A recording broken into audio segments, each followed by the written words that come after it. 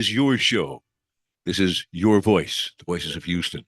That's what this show's all about. You talk on 90.1 KPFT. Hey guys, I don't usually start a show with a sports story, but I'll toss this one out because it's real quick.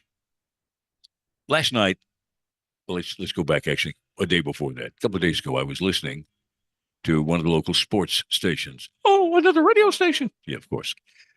And they were having a conversation about Dan Pastorini. And here's why Dan Pastorini came up. For those of you who are new to Houston, yeah, if you've been around Houston for a while and if you care about football, you know who Dan Pastorini is. He was born back in 1949, 1961. Hey, top of the draft. And way back, long ago, he was with the National Football League for 13 seasons, most of them with the Houston Oilers, long gone, of course, now in Tennessee. Played college football, Santa Clara University. He's considered brilliant, nice guy, easy to get along with. And they were doing an interview with him. And in passing, he said something that stopped the show in a minute. He said, huh, this guy, this CJ Stroud you guys have got, just so you know, he is the best quarterback I've ever seen. Now, there's this moment that, you obviously mean the best young quarterback you've ever seen, right? No, he's the best quarterback I have ever seen. He's at an early stage, but he's the best quarterback I've ever seen. From Dan Pastorini, that's saying something. And he continued to say something beyond that. He said, if you guys will continue to feed him and protect him and bring him along and celebrate him, he's going to set more records than you can imagine in Houston, Texas. This is the best quarterback I have ever seen. By the way, he's not the only person to say things like that. Interesting. Maybe we have. Well, I mean, how can you not like this guy to begin with, C.J. Stroud, if you've listened to any of the interviews with him? He's self-effacing. He's very human. He reminds me of a fellow named Mr. Watt that was very famous here in the city. He's just a lovable guy. And the people who are playing with him respect him enormously. And now you have people like Dan Pastorini saying, some of them are saying this may be the best young quarterback I've ever seen. Dan Pastorini took away the word young. This may be the best quarterback I've ever seen. Those of you that care about football, American football, not the kind of football other people think about around the world, that's a very interesting story. And it may be happening here in Houston. It may be the miracle that the Texans have looked at for a long time. Maybe they finally made the right draft choice and they've been taking care of the guy. So there we go. So good morning and welcome to You Talk. Anything you want to talk about this morning? Well, we're going to be talking about some other things, food, not bombs, and some other stuff that's going on. But your voice is always the voice that matters. So good morning, Jack. You're on You Talk. What's on your mind, my friend? Let's go. Yeah, how you doing this morning? Nothing $1 billion wouldn't fix. How about you? You want to talk about sports today, but we're talking about Black history. Absolutely. And that was, of course, we're going to veer back to that. Not that Dan So, Pastorini fits into Black history, but anyway, go ahead, my friend. so what I was going to say is that the history of Black people is really a mystery because when we talk about his story, we're not talking about our story. So our story is a very long one. Okay. So tease those two apart, history and our story. Well, I said our story, ours is a mystery. Now remember that all things in English, except a few four-letter words that apparently are just basic Anglo-Saxon, have been around for several thousand years. You can think of the words. The ones that are just one syllable, some of those words have been around since humans have been making grunting noises back and forth at each other. Oops. Maybe I went a little If too you far go, on that one. But if anyway, you go but back to history has roots. So tease with it a little bit. What you mean by history and our story? mystery, yes. Mystery. Uh, Gotcha. my, Mystery is if you go back to the nations or the countries that are the oldest on the earth, we go back to Ethiopia, We do. and and we find that we are living in cycles of time Okay. that are very long. This one used to be 35,000 year cycle, but it was narrowed down to 24 or 25. So we are living in a 25,000-year cycle that's come right down to its ending part. Okay. What's ending? And so when you talk about our story or mystery, my story, Okay. then it's quite long. Are you speaking And as a one of the are things, you speaking as a black American? as a black As person, a black person? well, Got it. Okay, I'm no, no. I'm I'm I was gonna let you make that distinction. I got it. That makes I'm sense. melanated. They say I'm melanated, but actually I'm carbonated. Yes. And by the way, all of humanity started off heavily melanated. So, if we've lost ours, that's the conversation. But anyway, keep going, my friend. Where does this It's go? not that you it's not that you lost yours. You were grafted out of us. Yes. We are the ones who can produce everybody else, Got it. but no one else can produce us. Got it. So, and one of the things that Caucasian people would be really amazed to know that their ancestors, Hmm? fathers and mothers, are really black people. I think most people well, a lot of people don't believe in evolution, so there you go, or anything else, or even It's not a matter or of even well, evolution. it just somebody look.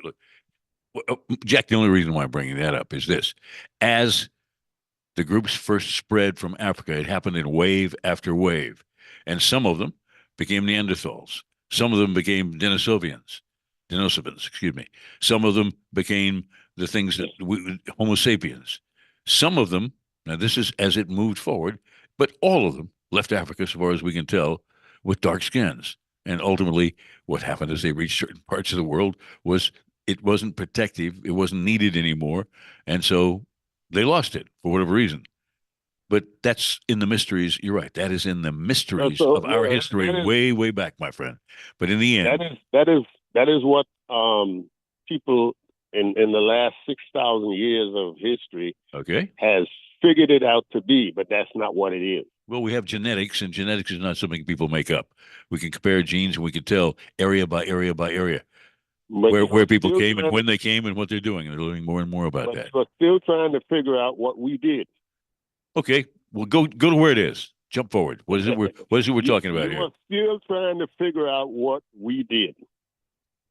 Go ahead, Jack. These are interesting words, but they're So not going anywhere. So tell me where it goes. yes, sir. What Well, is it it? is What going is it you're somewhere. leading to? What is It's it we not going did? where you would like it to go, but it's going somewhere. Well, no, Um, I'm very interested in it. Jack, where's it going? Go ahead, my friend. well, you're talking about black mystery. Okay. Yeah. And if you're talking about black mystery, then we have to look at it as a whole, not as the piece that relates to us coming from Africa here to be slaves. Yes. Go ahead. Also, a Yeah. lot of people who didn't So, come here to be slaves, and they've certainly continued their history. And a bunch of yeah, colonialists came in from other and parts of the and world and and the, interrupted it and changed it and messed it up, with the exception of people like Ghana who and other areas, Benin, other areas who said no, and Ethiopia, perhaps above all. Keep going, my friend. and so those that are called Indians, Hmm? is also related to us. Okay. If you go across I-10 towards California, there's a place out there called Texas Canyon, Hmm. and there's a bunch of signs out there talking about Okay. the thing. And when you stop and see what the thing is a mummy, Okay. Got it. and it Roadside connects attraction. and Keep it going, my friend. and it connects black people Right. to those that are called Indians. Okay. Most Is all what it genetic really does. studies seem to indicate that the people who are called Indians but are indigenous Americans also came in several waves, and all of them came across seemingly from Asia. Northwest. There's And by a the way, there, that's not there's a Asians like book. we're talking about China. We're talking about North Asia, Northeast Asia, and those have There's a different background. Anyway, but go ahead. there's Jack, gonna there's a have to wrap it there's up, my a friend. Keep going. Yeah, but let me say this real quick. Sure. There's a book called "They Came Before Columbus," Yes. and you need to read it, find out who they are that came before Columbus. Okay. Can you, Thank you. Rico? Would you do me a favor? They came before Columbus. Could you write that down for me? We'll check it out a little later. I'm a quick reader. I would love to read that one. Jack, thank you, my friend. You certainly started this conversation off in an interesting way. We'll have plenty to talk about. Barry, good morning. I'm sure you've got something to say about all this. Good morning. You're on You Talk, my friend. What's on your mind? Good morning, you sir. And we are, That guy in fact, on the second day of Black History Month. Go ahead. I want to knock down two progressive planks. Don't mind. You and I clash on a lot of issues. So let's ban this melanin deficiency idiocy off the top. I agree. It is cumbersome, confusing, and does not add anything to the discussion. Well, it did to him, we'll talk about it if that's it. Go ahead, buddy. Our fellow Americans are white or Anglo. They're not melanin deficiency. That's a slur to me, I think. Okay. And if that call is so in name of agree. Africa, I agree. I think it's pretty stupid too. So I apologize. Keep going. Buddy. Exactly. If that call is so in name of Africa, why is he still here? Intercontinental Airport is 45 minutes away. Now, second plank I want to knock down from these progressive Neanderthals. Natural born females are girls, women, and in some cases, classy dames. Not people with uteruses, people who menstruate, chest feeders. Let's knock down this progressive idiocy. In doing so, we restore our grandmothers, our mothers, our nieces, sisters, daughters, and female cousins to the rightful position of girls, women, and classy dames. The women down at the maternity ward are not pregnant people, they are pregnant women. Okay. We know what a woman is, so I say vote Republican. One party knows what a woman is, the other party does not. There's no question which party is better for America. The Barry divides the world up by male and female sex, and that makes me a dinosaur. Hell, I'll be a T-Rex. I don't think I ever took you to be a brontosaurus. Okay, my friend. I appreciate that. That says something about my being way out of the ring on dinosaurs anyway, because brontosaurus was something you talked about if you were a young kid a long time ago. They're actually not all that important anymore. Okay, my friend. So there's wait a minute. There's 0 genders, 2 sexes, an infinite number of personalities. I got it, my friend. My fellow Americans need not tiptoe around on eggshells trying to find some proper pronoun for these freaks. Use Barry's pronoun, DMIGCF. Disgusting, mentally ill, gender confused freaks. Okay.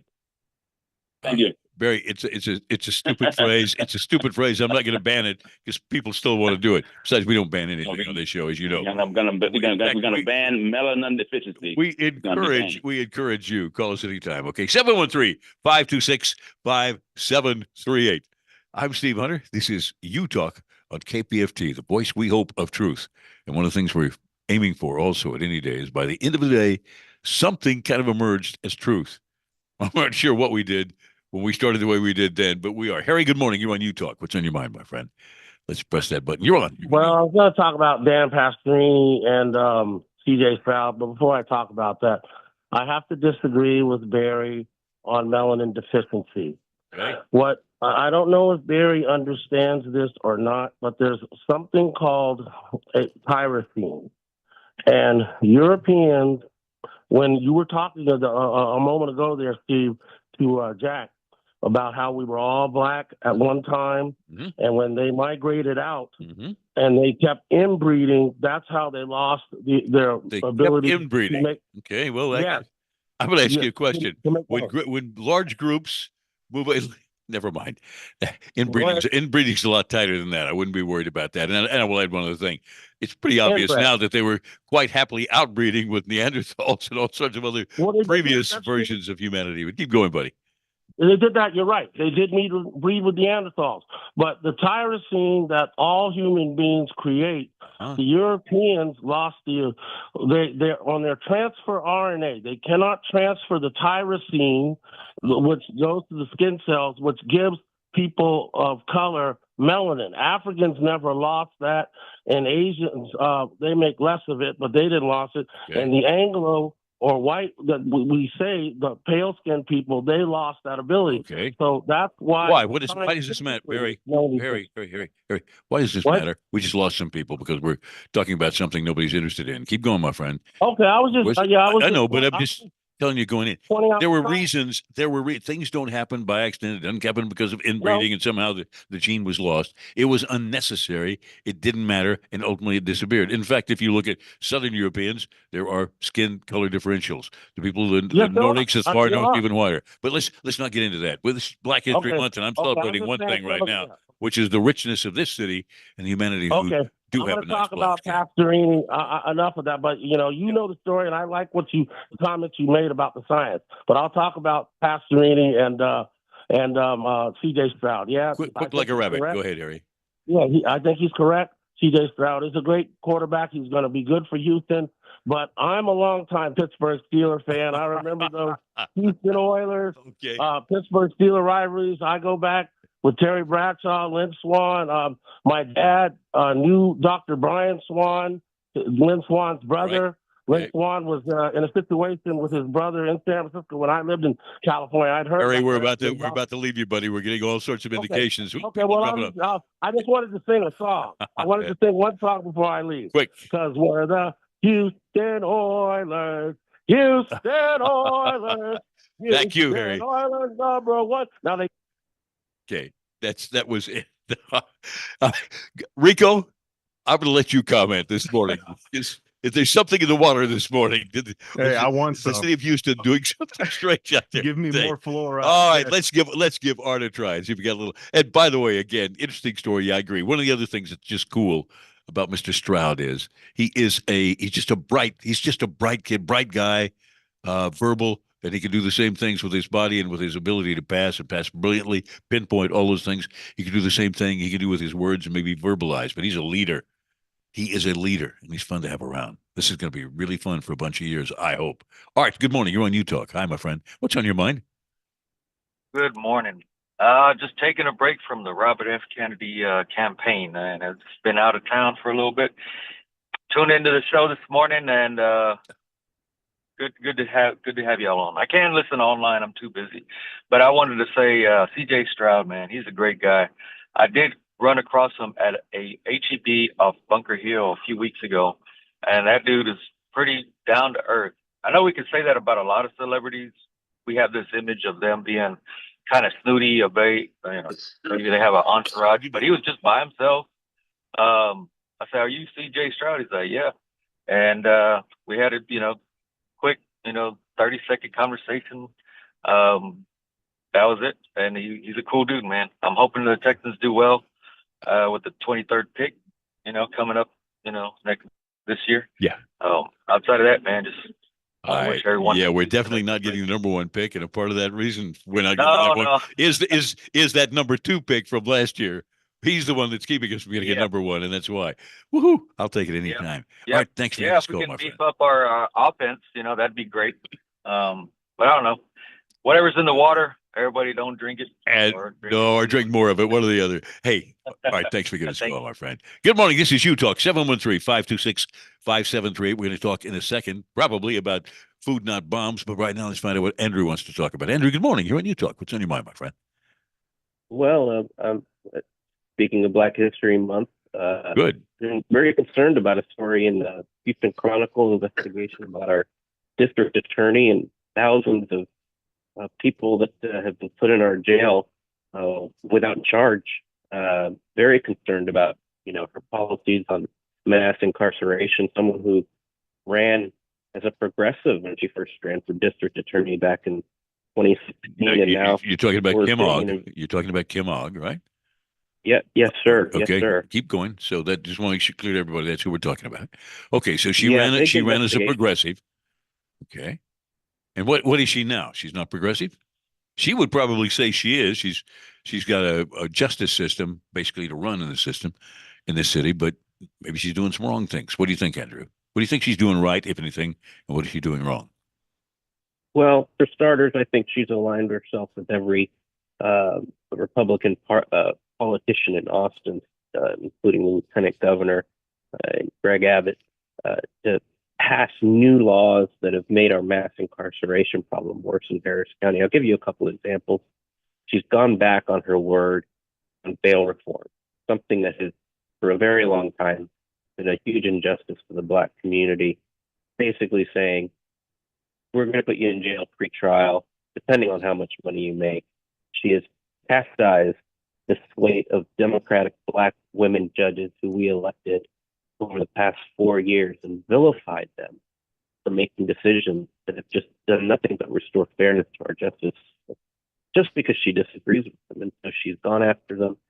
She sought to sanction Judge Franklin Bynum, who she accuses of being a communist or a socialist, and on and on. And those are just a couple of examples on gun safety.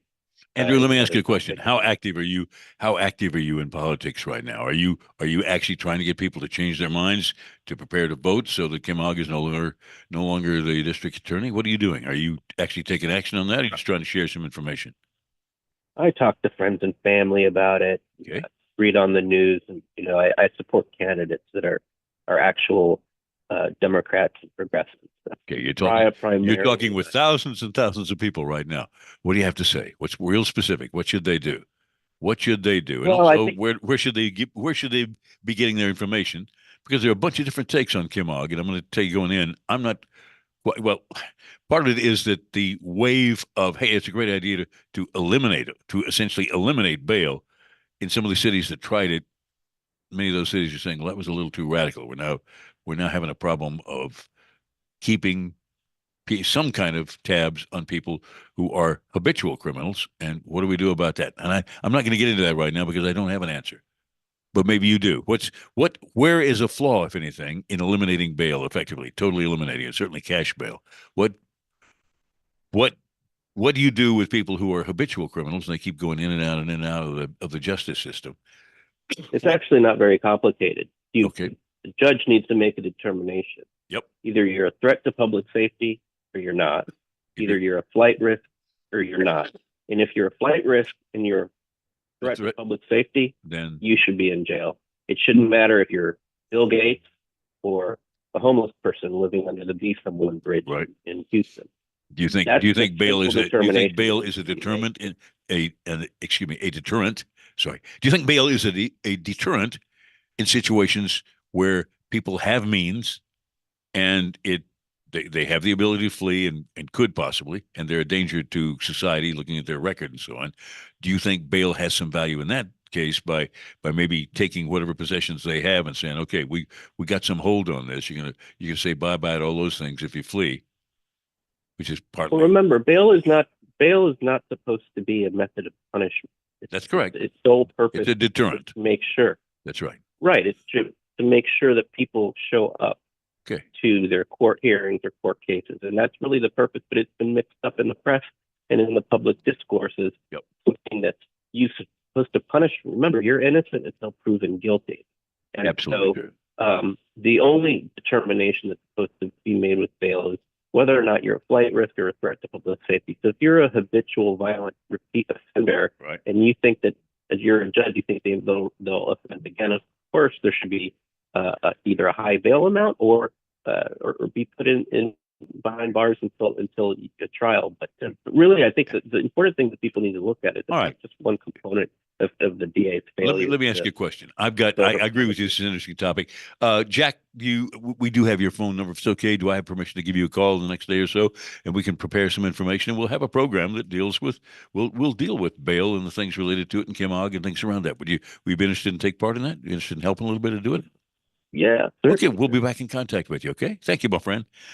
Speaking of draft and the number one draft, we're about to draft somebody in about 4 minutes.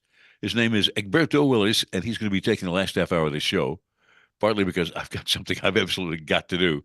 So we invited him in. Nobody has ever been bored, ever. Rico, you ever been bored by Egberto? I haven't. All the time. Yeah. No, not at all. It's you drinking the water again. I knew something crazy was going to be said. Egberto is going to be joining us in about 4 minutes. Going to be taking the last 30 minutes of the show. And those of you who listen to him early in the day, it's always good to hear a little extra segment of Egberto coming in. And today he's going to be a hero, and we have drafted him as we may go. Okay, food, not bombs. Absolutely. Oh, first of all, let's get the phone number out. 713-526-57. Pardon me, 3. What's wrong with my throat this morning? Hi, because you just don't have your voice. Thank you. I didn't need that information. 713-526. Did anybody else? 713-526-57. 866-527-3738. When you call, you can hear a little recording. You ignore that, you hit it too. And you're going to be talking with Jack, and you're going to be talking with Rico, and you're going to be talking with thousands of people. And very shortly, you're going to be talking to Egberto.